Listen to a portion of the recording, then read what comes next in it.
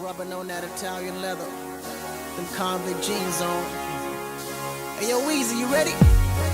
Yeah. I get it until the sunrise. Doing 90 in a 65. Windows roll down, screaming now.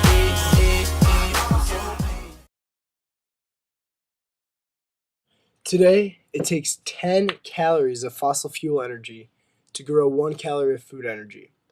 100 years ago, that ratio was 2 calories of food energy to only 1 calorie of fossil fuel energy.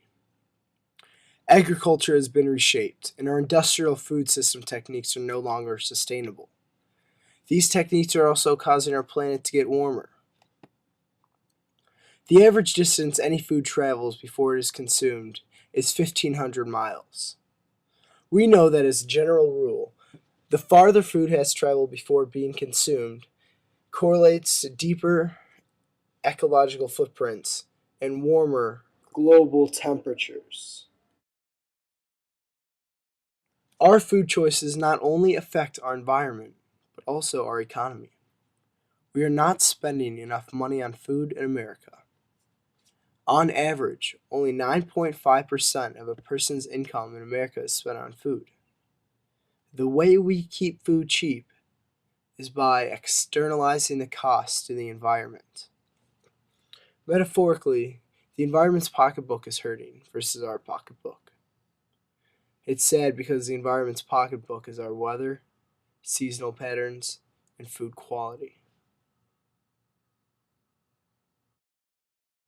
Right now, farmers are earning less money because 73% of the cost is spent on distribution, advertising, packaging, and other input costs of food production.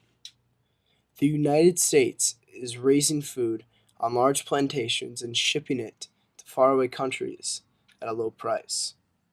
The one thing we know that this system is just not reliable, and it has failed. And when it's failed, our government has given subsidies to these large corporations so that they may continue to put local farmers out of business all over the world. This also directly causes the communities with poor farmers to suffer because the farmers reinvest that same money into the community businesses. Without this recirculation of money, people have no jobs and poverty ensues.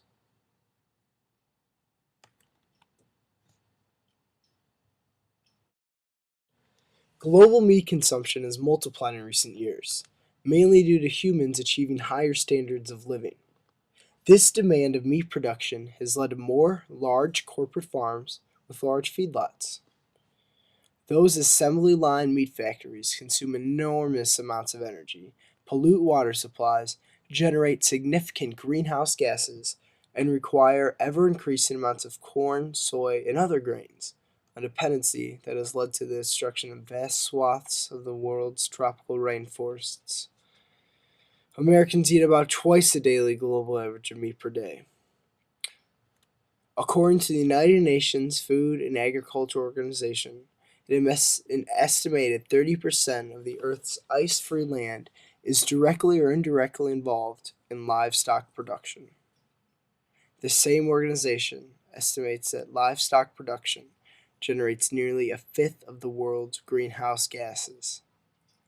That is even more than transportation. It is apparent that we have dug ourselves a deep hole. But buying food from local farmers will cut down on most of the 73% of the input costs.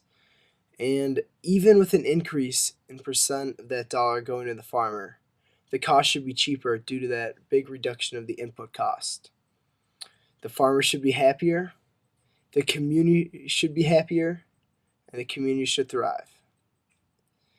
Our world is a beautiful place, and to sustain that beauty, we need to make positive land choices and consumer choices. The world's fate literally rests in our hands.